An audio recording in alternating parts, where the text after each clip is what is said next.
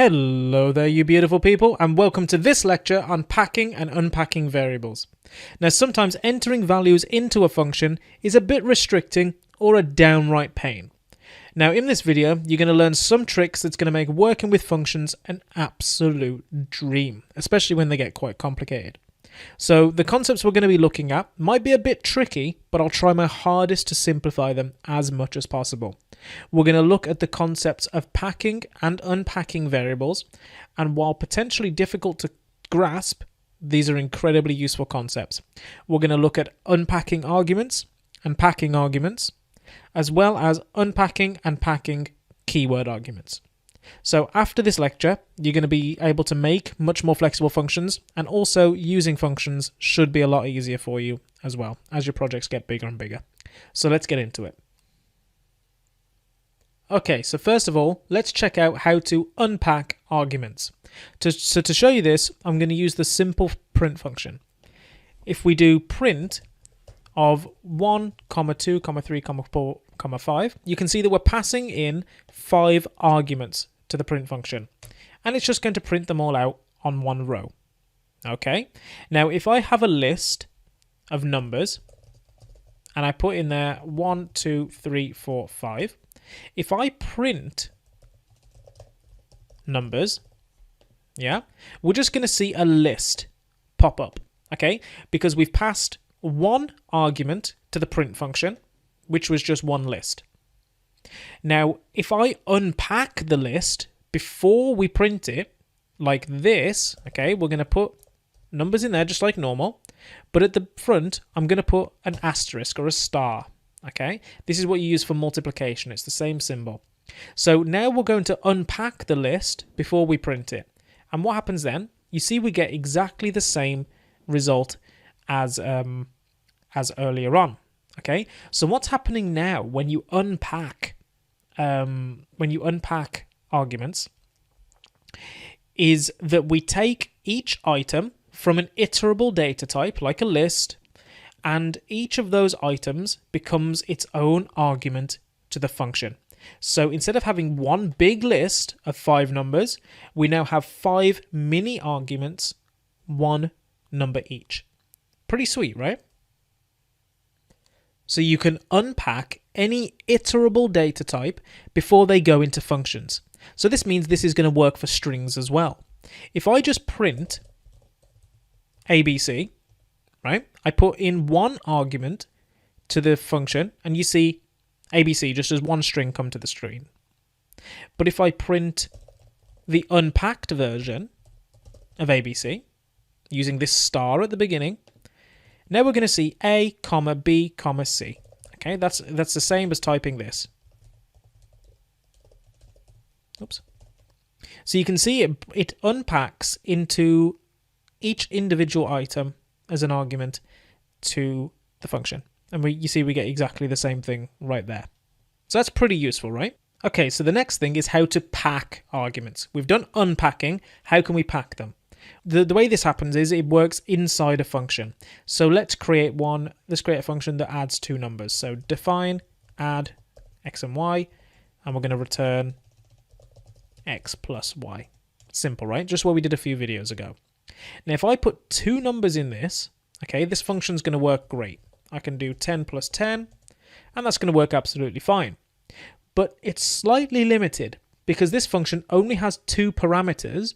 It won't work for 3 numbers, or 4 numbers, or 5 numbers, and so on. It's only going to work for 2. So what we can do is, instead of putting x and y up here, we can just type this. Okay, we're going to do that.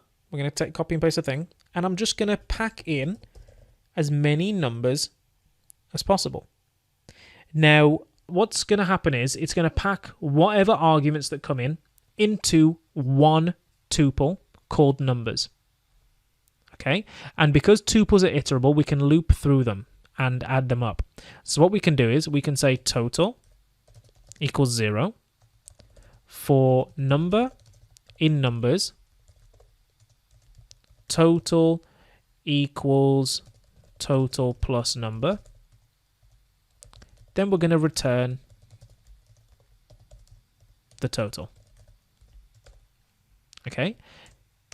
Now, watch what happens here. Now, I can add in as many numbers as I want. 1, 2, 3, 4, 5, 6, 7, 8, 9. And we're going to see that's going to give us back 45, which is true. Okay. What happens is all of these arguments get put into a tuple called numbers. It's basically like doing this. It's basically like taking all of this and saving it in a tuple called numbers. Then we loop through that tuple and add them all up and then print out whatever that value is. Okay, so or return back whatever that value is. So we can now add up any amount of numbers. And what we've learned is that packing is very useful when you don't know how many arguments you're actually expecting, and it makes your function a lot more flexible. So instead of just having to define x, y, z, a, b, c, d, e, f, g to take up all the things and taking all the numbers and giving them a default value of 0, for example, if they weren't entered, all we have to do now is just pack them all in to one tuple and loop through the tuple, and that tuple can be as big as we want. So it's given us a lot of flexibility. So that's packing. So what about keyword arguments? Well, keyword arguments, just so you recall, are if you have a function, if I can just get rid of this line, if you have a function like add, okay, and instead of just typing 1 and 2, let's say, where these are positional arguments. So the first thing we've typed is going to become the first parameter, and the second thing we've typed is going to become the second parameter. Keyword arguments would be like this: y equals 1, x equals 2. Okay, so we're saying which parameter this value is. How can we pack and unpack these? Well, we're going to start with unpacking, and this is basically going to, instead of producing, it's basically going to work on the concept of dictionaries.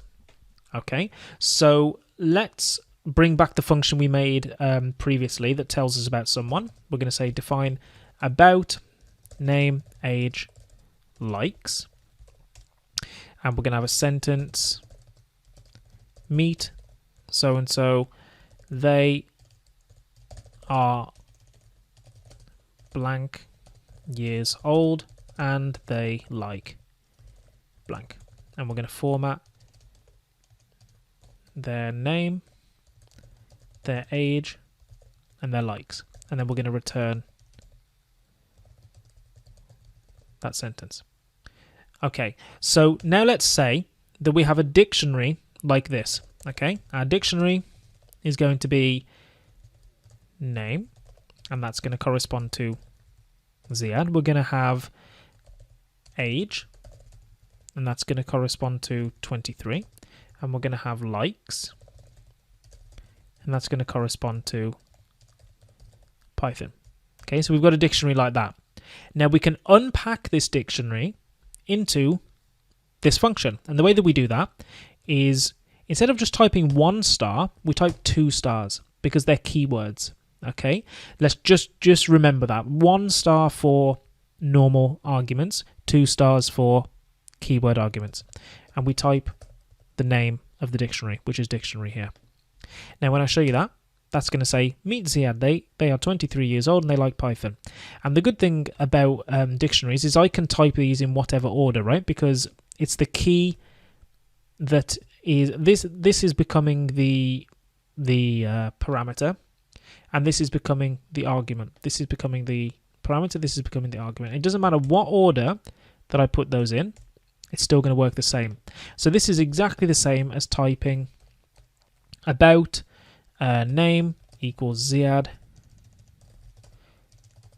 age equals 23, or not like that, age equals 23, and likes equals Python. It's exactly the same thing, but you don't have to type it by hand, you see. You can just have some kind of automatically generated data structure and then just pack them all in at once. So that's pretty straightforward, right? Now, for this to be useful, you need to remember that the dictionary will very likely be generated automatically somewhere else in your program, so you won't be typing it out by hand like I just did. That kind of defeats the point. So finally, let's have a look at how you can pack keyword arguments using the double star operator, just like we did here.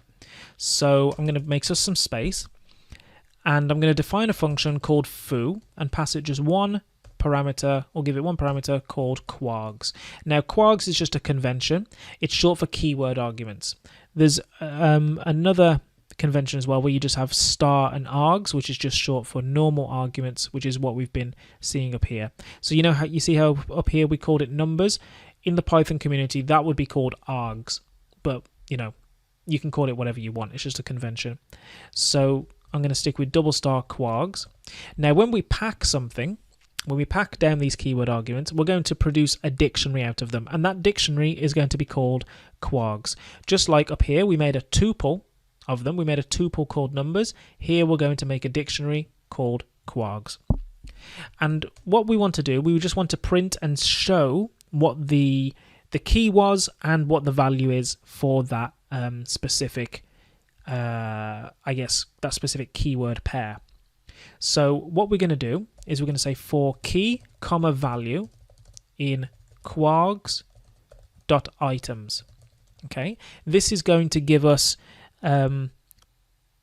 basically a set of tuples, and each one is going to have a key and a value, and the key is going to match the key and the value is going to match the value, basically. We just want to print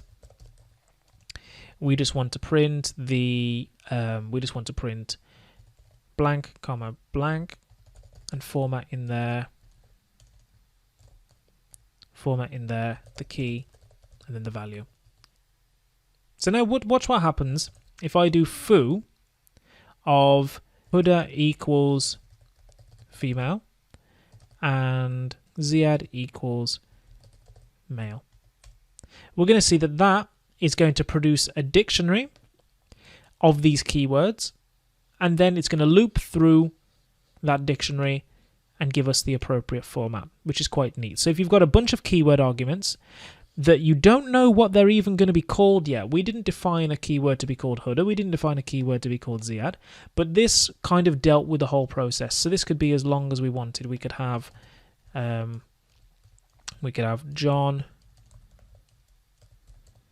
is going to be male as well. You see that it works in exactly the same way. So that's how you pack down keyword arguments into a dictionary and loop through them. And that's it. Now, I know this is quite a hardcore lecture to digest in just one bite. So have a go at playing it a few times to help it sink in. And also, you know, just have a go. Just jump in there and try it out yourself and see if you can get it to work on your own. You'll learn a lot more by doing. Trust me. Now, let's have a quick review of what we've done in this video to help you remember all of this stuff. First, we use the star operator. And the star operator is used to pack and unpack just regular old iterables. You can pack them into tuples inside of functions, or you can unpack them as arguments when you put them into a function. So the example where we used this was to make the add function. Do you remember where we could add up any amount of numbers that we wanted? So after that, you saw the double star operator, which is exactly the same concept. It works for keyword arguments.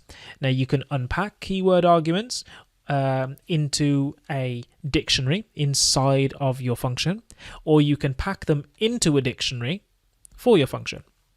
Okay, so it's going to work in pretty much exactly the same way. It's just it uses a dictionary because there's two pieces of information, right? There's the keyword and the value, whereas before there was just a value. So if it doesn't all make sense in the first time you've gone through this, just watch it again and again, and I promise you'll most likely get it by the third time you see it, I promise. So, and if you aren't following along and trying it out and coding along, then give that a go. Practice makes perfect. Now, the next video holds this section's project. It's going to be an XO, tic-tac-toe, or noughts and crosses game, however you want to call it, but it's going to be quite a challenge, and it's going to use almost everything that we know. But it's going to be an amazing feeling to actually play a game that you've actually created yourself, and it's going to be a great testament to just how far you've come by using the Python Bible. So to get started making our game, I'll see you in the next video.